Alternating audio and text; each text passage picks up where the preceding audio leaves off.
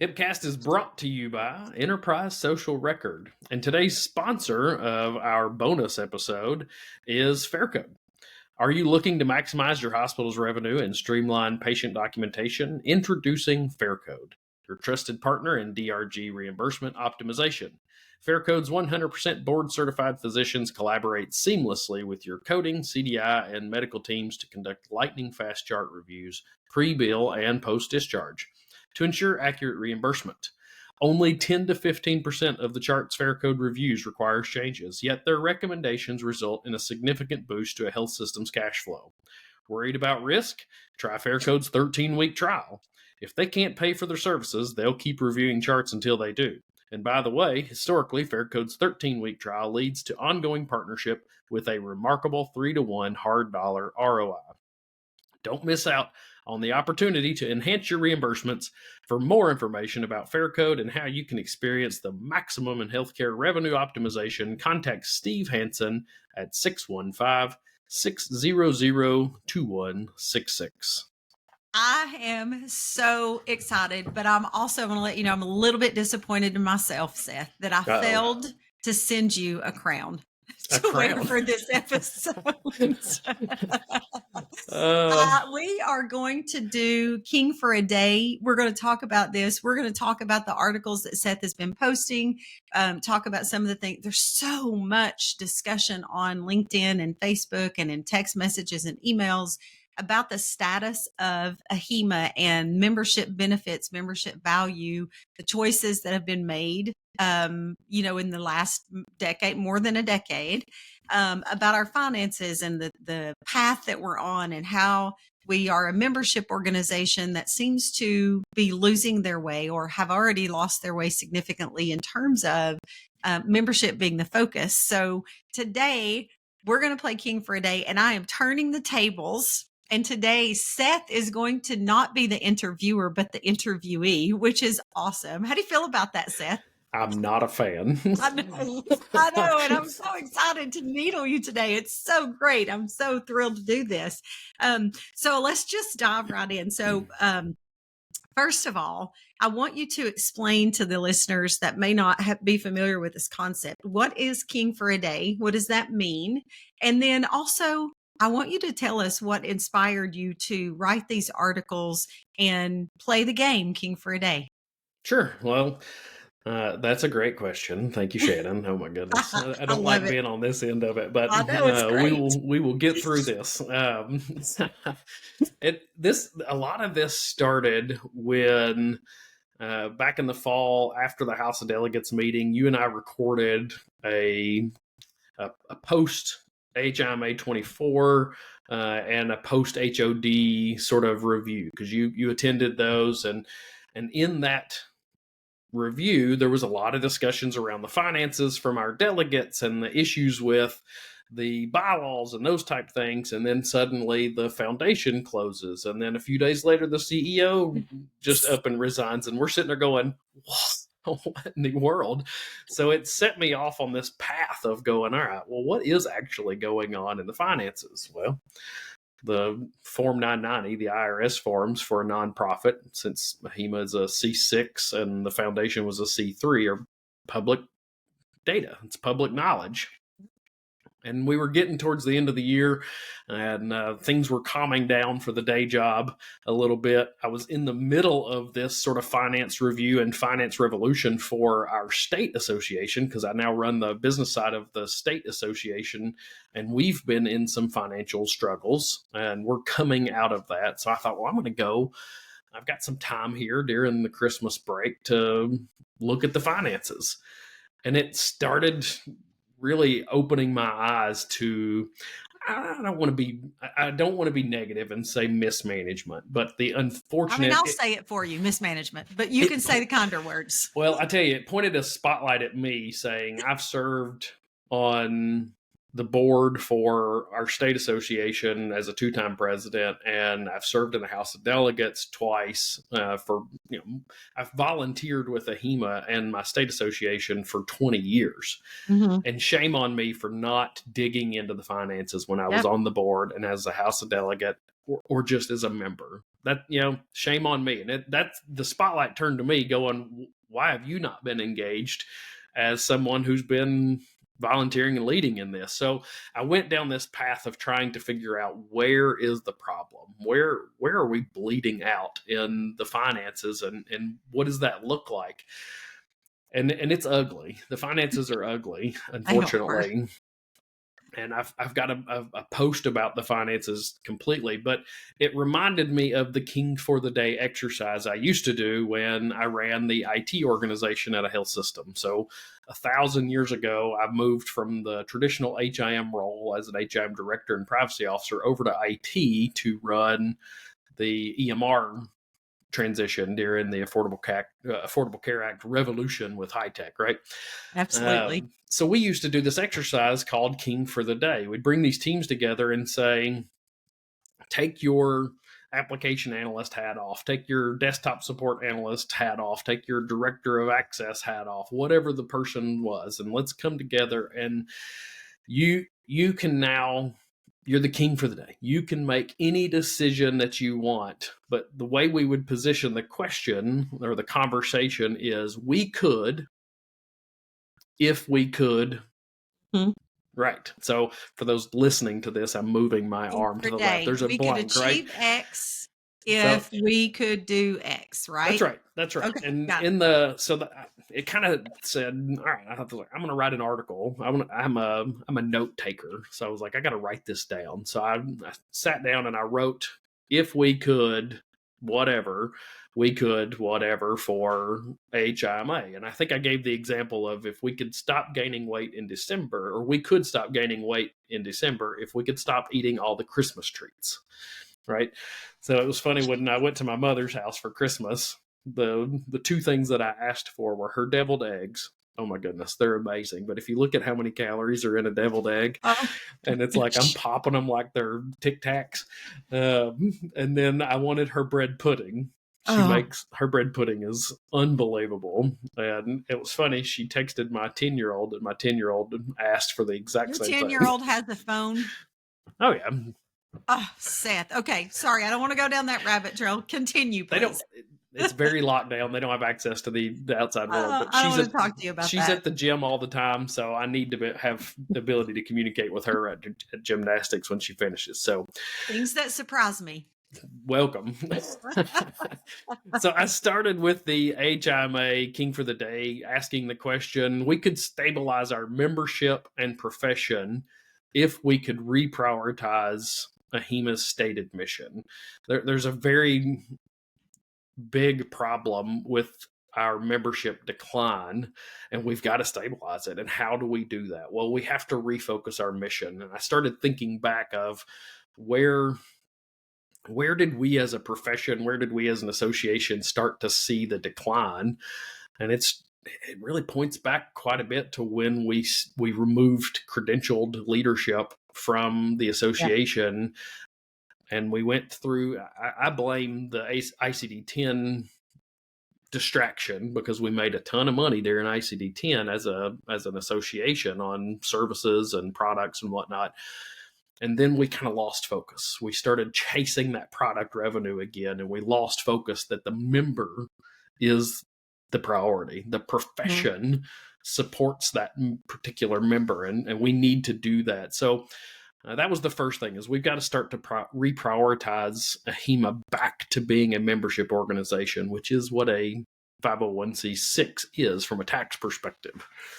Then I went down the path of thinking about when I was an HIM director, and I've used this example a handful of times of the communities of practice and the bodies of knowledge. And I remember going in and as a young privacy officer and asking the question, like, I'm 20 something years old, fresh out of HIM school, and I'm going to ask a really dumb question, but there were so many members, privacy officers from across the country that would support that question and answer and help me provide those Yeah. answers that I was looking Yeah. for through advice, telephone calls at the time, because we didn't have video conferencing very good back then, but providing policies, because I'd be like, I need to create a policy for this, or I need to update a policy on chart corrections. Does anybody have that? We used to have that community as a profession. So I started thinking down that path, and needing to continue to be industry leaders is something we've got to change. So the other question I ask is, we could be industry leaders if we could create domain thought leadership and content. Mm. Go back Which to we that used day. to do, right? I We mean, used we to were do that. so good at that. And if you look at our members and our profession, we are an incredible group. We are. It's true. We have so much knowledge. We There was do. a comment on one of the LinkedIn posts that I had where somebody said that the HIM people don't realize how valuable and important they are in the healthcare industry because of our ability to consume, analyze, and produce results on data. Yeah. That's a huge piece that we've lost focus on as a national association. And then you throw in the finances. We could stabilize our finances if we could live within our means and stop chasing product revenue that goes, it's kind of a tie back to my comments on ICD-10. You know what? I've been on the board of several ministries that are nonprofit ministries. And I look at financials and finances in the term of stewardship. That'll be a common word for those of the Christian faith. That stewardship is something that's taught quite often in that, and that's a very true thing. You got to live within your means. We're not a $5 billion association. We average about $30 million revenue. 32 million, something like that. Well, we need to live within our means. We need to bring down our expenses and our spending habits to live within that environment with a reprioritization back to the member. Let's invest into the profession. Let's invest into the membership. That was a fun review of those 990s, and it's still going because I texted you yesterday and said you've ruined my productivity because now I went down the path of line iteming out expenses, trying to find certain things in the 990s. So the final piece of the King for the Day question that we asked was, we could change the direction of our profession if we could hire a credentialed member with passion for our membership and profession. Wow. I mean, I know this is going to sound crazy, but you just gave me goosebumps. I mean, seriously, because we could. We absolutely could. We are equipped to do so. We are passionate. We care. We understand, like from the ground up. We understand. And we absolutely could change that if we hired credentialed folks. I love that Jasmine Agnew, Dr. Jasmine Agnew, and Jennifer Muller, have been hired at AHIMA to lead two very important components of a particular area, which is their expertise. I don't love that they're not getting their direction, haven't yet been getting their direction from a credentialed person as the CEO or even a COO. But I do love that they're there in their very contained place, that one is education and one is workforce, and they're perfectly aligned in those roles that they're in. That we have credentialed people there, and we could, Seth, if we focused. I mean, remember all of the credentialed folks that used to work there.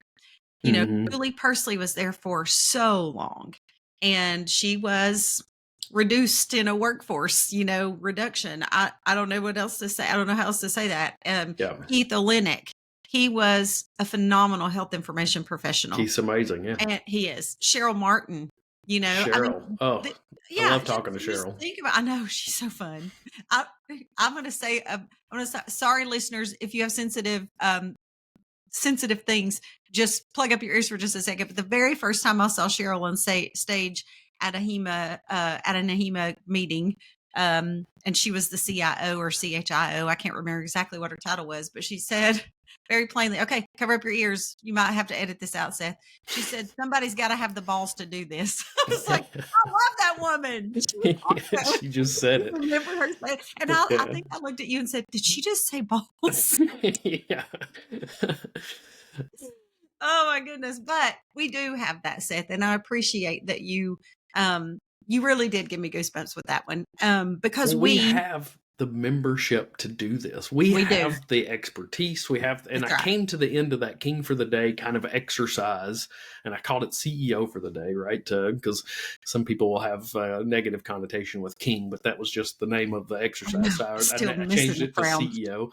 But yeah, I came to the end of that exercise with the intent of, I hope the board and the hiring committee for the next CEO realizes we have members within AHIMA that have the passion, have the know-how, and have the want to attitude to go and lead our organization back to what it should be. Yeah.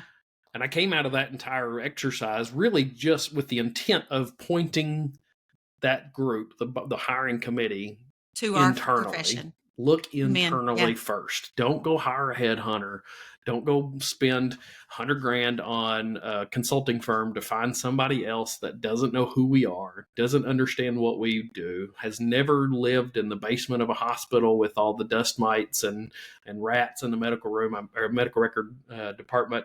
One of my offices, one time the neighbor was the morgue. You know, it's a character builder as an HIM professional when your neighbor is the morgue. Now, they were very quiet. They never bothered us. They didn't. No, that was very good. But we have people within our organization that has the passion, has the know-how, and can lead this organization out. That was the intent of that article. And then I thought, well, okay, well, again, this was Christmas break. I had some time. So I said, well, what would I do? What would my priorities be if I were selected the CEO? Yeah. And that's what took me down the path of the next 4 articles.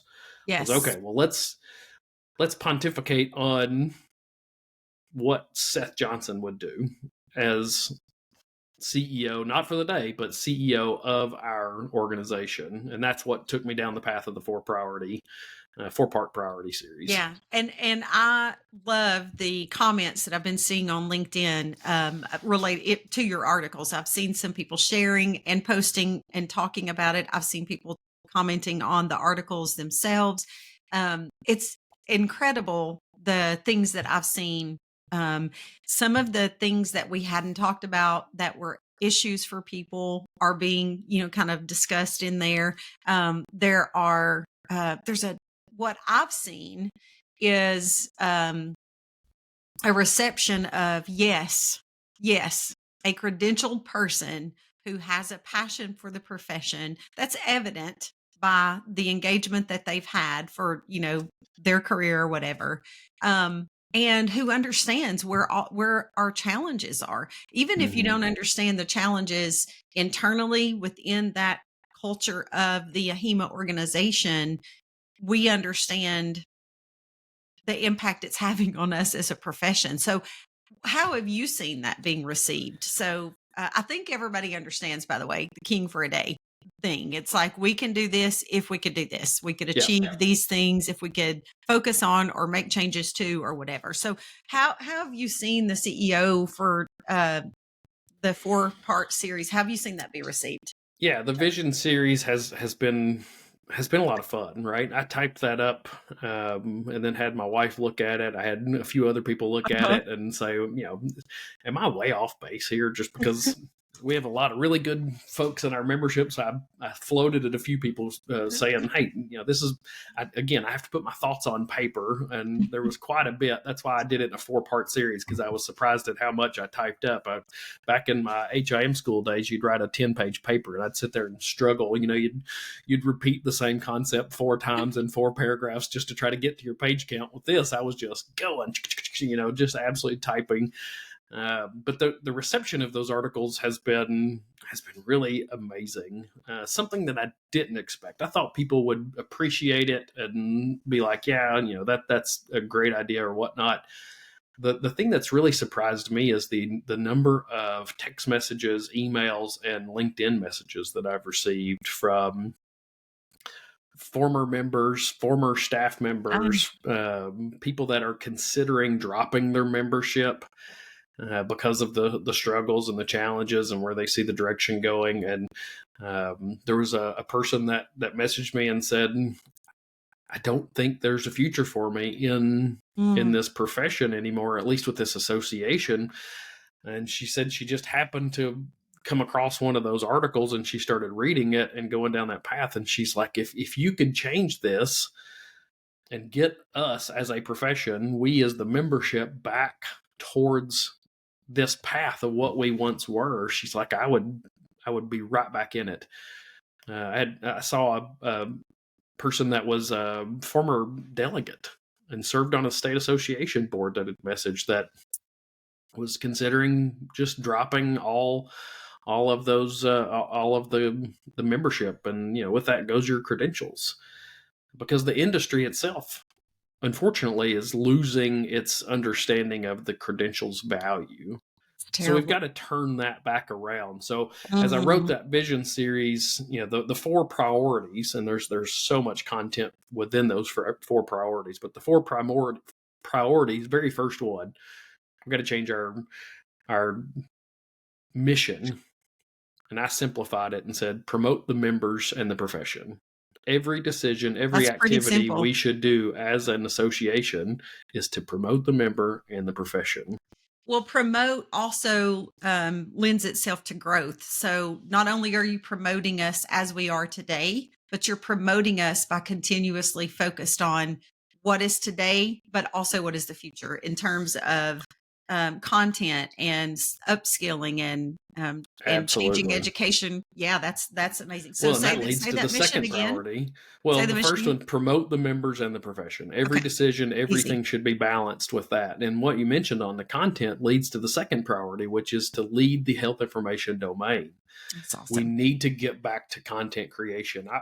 My vision for AHIMA is that we would have domain leaders, that they're responsible for it, putting out content, establishing the domain for each of these specific domains that we have, and future casting into what those will be. We talk a lot about AI on this podcast. We've got to be prepared. This week, Stargate was announced from the current administration. I wrote a blog about it. Did you read that? I did read that blog. It's very good. People need to follow you on Substack because that was fantastic. It was fun to write.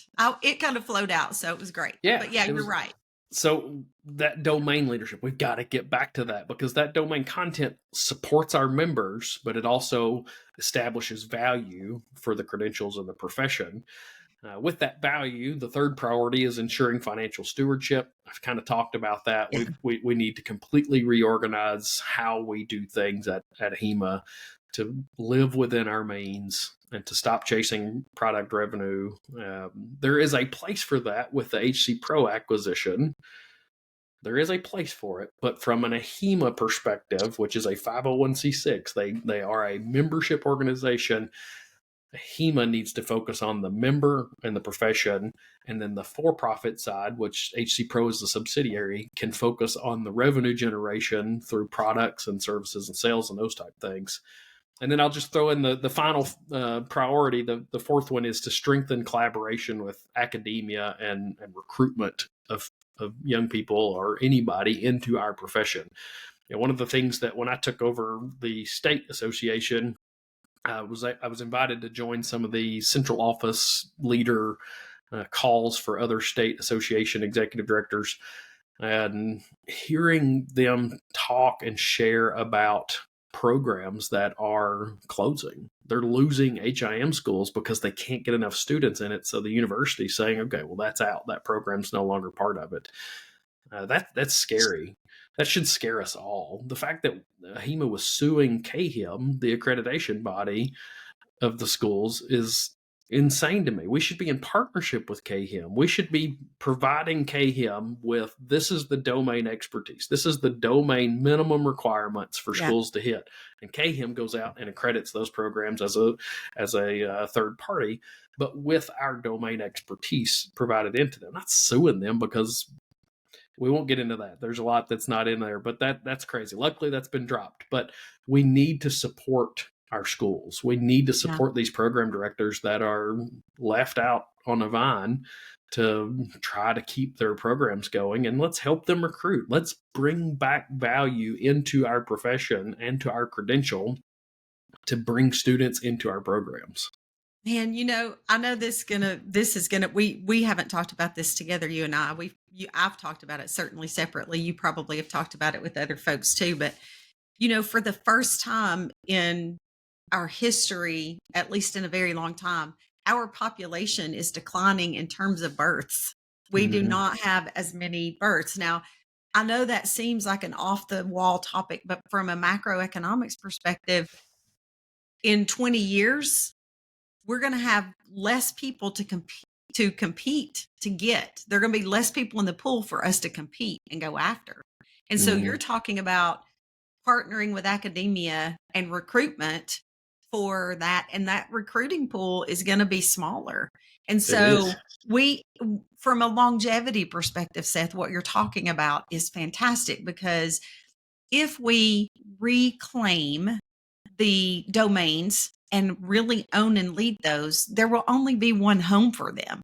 And it will be at a HIMA, so that anybody that wants to be part of that they're going to have to be trained by a HIMA, right? By KHIM accredited programs that teach them these foundational things that we all know. So I love that you brought that up. And I know we weren't talking about, even in prep and discussion or in your articles, we didn't talk about the population, but we've got to, I saw a post that Dr. Agnew put out about health informatics and health information and how they were taught. And it was a cute little AI generated thing. I was like, Dr. J bringing sexy back.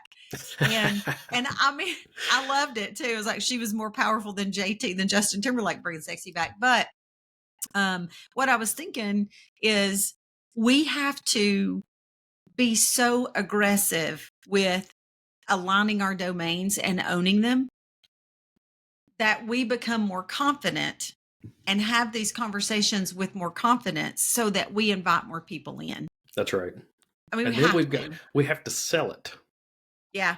So in my current role with the day job, not the THIMA job or the HIPcast co-host. There's a handful of things out there. Yeah, there's a handful of things out there. But I set strategy for how we go into the marketplace as a technology company, and how to sell that, how to message that to different people. And it's different depending on if you're in a U.S. hospital, a Canadian hospital, a European hospital, a Southeast Asia hospital. It's a little bit different messaging. And I've learned that over the past decade of doing this. But we have to engage those markets. Let's just take the U.S. for a HIMA. We have to engage the market in a sales approach, a targeted approach, to sell our profession, to sell our credentials, to sell our domain expertise. And one of the articles I posted about engaging the industry is, I wonder the last time the HIMA CEO sat down with the CEOs of the major health systems in our country, sat down with the VA leadership, the Defense Health Agency leadership. Why are we not recruiting 70 Deltas in the military, which are the healthcare administrators, to come in and seek our credentials? Why are we not sitting down with payers who hire our members to do data analysis and to do all kinds of different things? We need to go out and partner with other associations to sell our profession. Those domain leaders that a HIMA needs should create domain teams underneath them and create domain expertise throughout our membership. And then we go sell them to be speakers at these other conferences, and it elevates us all. What's the old saying? A rising tide raises all boats, right? It also reminds me of my favorite commercial about, I think it's Well, it's one of the insurance companies where the guy yells "High Tide" at the Alabama players, and somebody says it's "Roll Tide." I And I think just that's find the that guy that does the SEC smart shorts. so Maybe funny to me, yelling "High Tide." But anyway, Frank use that, or John, whatever his name is. yeah. But we can raise our profession up through this targeted approach to where I was looking at, I need to be nice about this, but I was looking at previous CEOs and their advisory councils, and it's, I wanted to ask you about that. I'm so glad you brought that. By the way, the guy's name is Josh Mancuso that does the football things. But I wanted to ask you about that. I'm really glad you brought that up. So, with the CEO of AHIMA advisory board, so there's a group of industry leaders of some industry, some segments or whatever. What is that structure from the most recent one, and how would you change that? So who's on it, or what type of people are on it now, and how would you change it?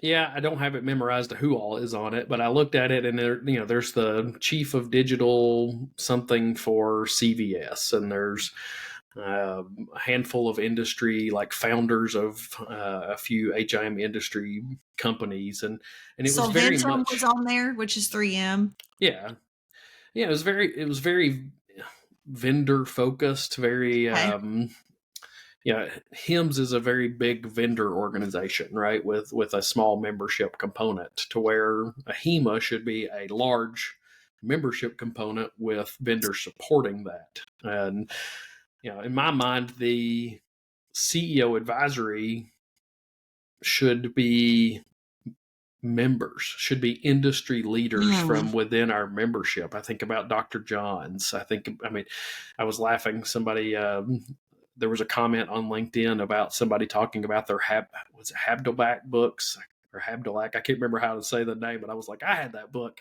But most of my Dr. John's is an expert who is published most for of my a books million. were Yeah. Dr. Marita Johns. I think Rose Dunn. I think Catherine Lusk. Many of the people that we've had on our podcast that are industry leaders for the HIM industry, who could advise a HEMA, not just the CEO, but advise a HEMA on their expertise, their experience in the marketplace. What are you seeing that we need to make sure that we're preparing our members for, and that we're preparing our association for, to not just survive this year, to not just survive 5 years down the road, but to be industry leaders across the next decade and beyond. That way we can elevate the profession and ultimately bring more people into the fold. You want to grow. That's how you grow. It's not by selling a product that somebody's, a book or whatever from the association.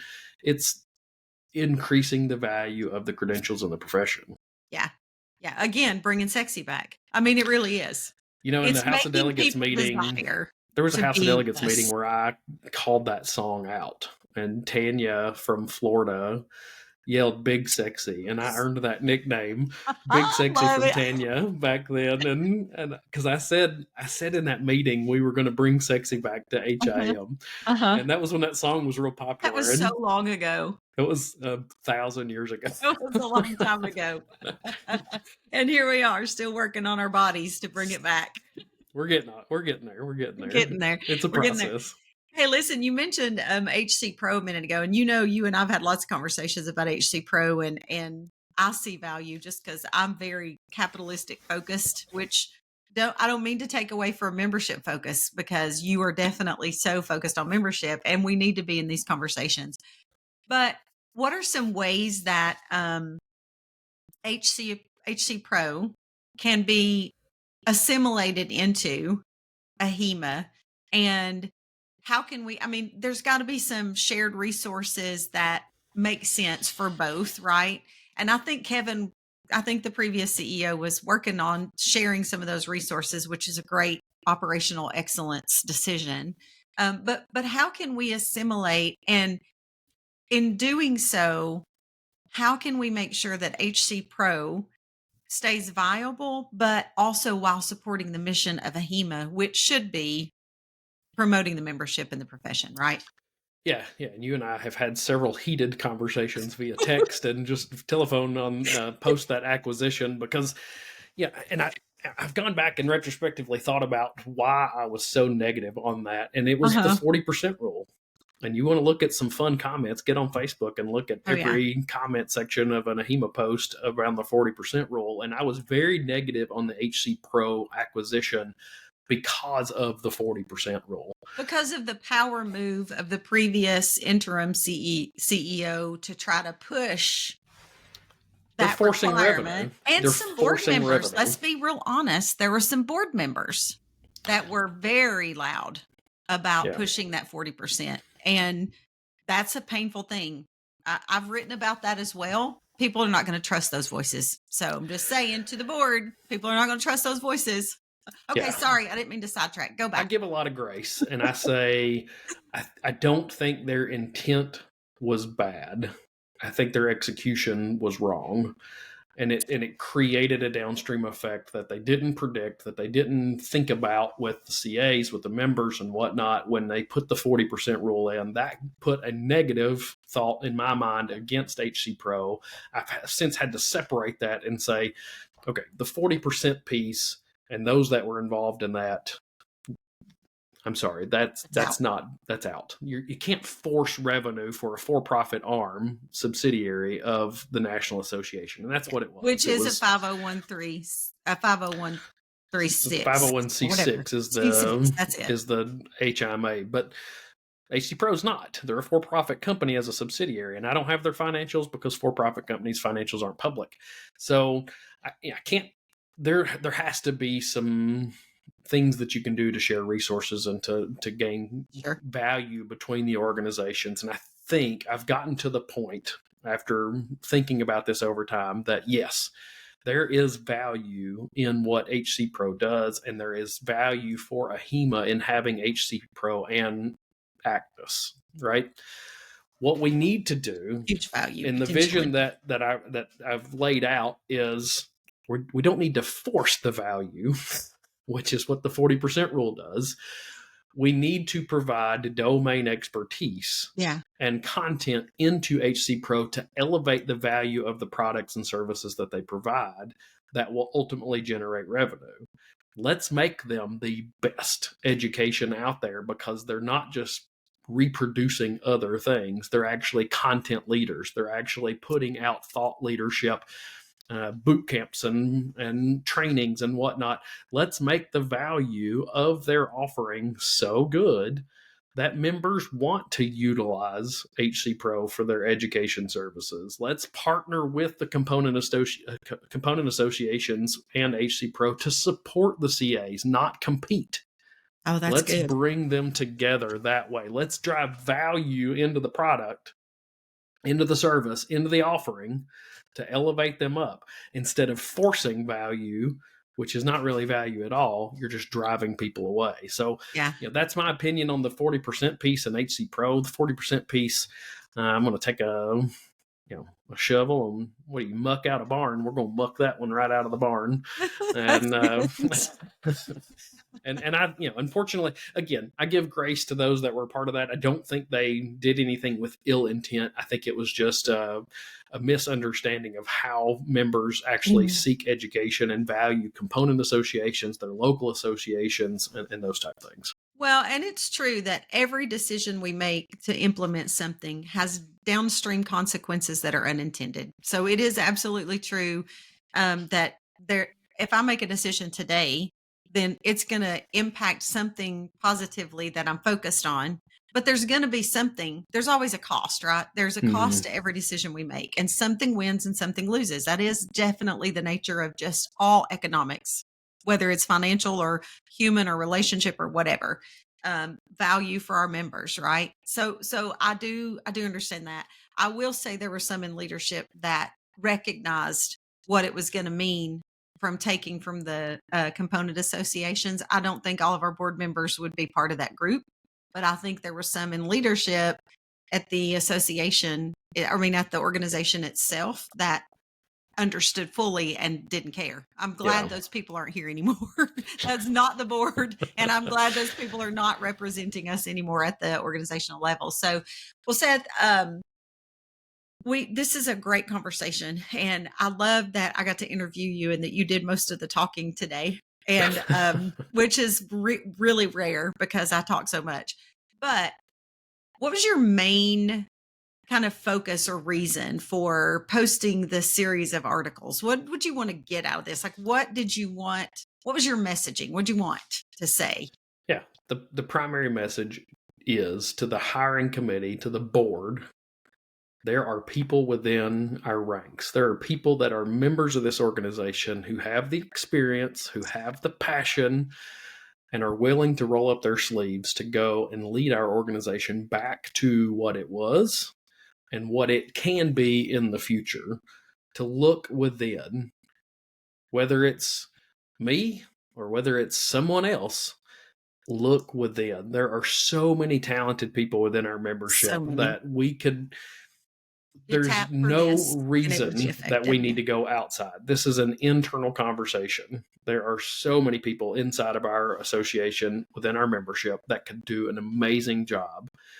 And it led me to the point of, all right, well, I could do this job. That wasn't the intent at the beginning with King for the Day, but then it ended up coming down to that point to going, I could do this. I want to see our association succeed. I want to see our profession grow. I want to see our members be taken care of and supported and be proud to be part of Mahima. Yeah, that's awesome. And it's interesting because knowing you for so long, I know that you love doing presentations and speaking. I love it when we get to present together because we just really have such a good time presenting together. Yeah. But I also know that you hate writing. And so when you said over Christmas break, hey, I've got a series of 4 articles, I was like, what the heck? Who is this? Is this Kristen? I was like, is this your wife writing? Because I know you don't love to write. But what I recognize in all this is you had to get that out, and it had to be in a structured, like, man, help me make sense of this. Why are we here? And maybe not even why are we here as much as how the heck do we get out of this? That's right. How do we get out of this as a profession and point us to the North Star, which should be the member? And you wrote that quickly. Like, you did write all of those in, I don't know, 2 days, maybe. 2 days. You had a very short, here 4 articles that you just really vomited all those awesome words on paper and shaped them and made this beautiful, series of articles. So I do have to say, as much as I know you don't like writing, when you have a passion for something, it's very easy to structure that in a way that it's received by the audience appropriately. And the way that I've been watching the things on LinkedIn, the comments that I've been seeing, the way that you delivered those, membership is looking at that.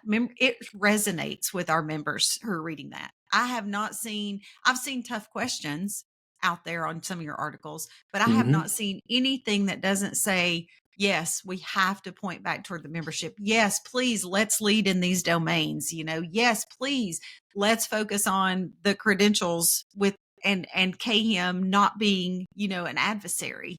So I love that you wrote these. I do. I would not want to do the role that you are talking about. I don't want to be the king for a day, but I know that you could, and that you have the passion for it for sure. I also love a point you made earlier, and I want to bring it up.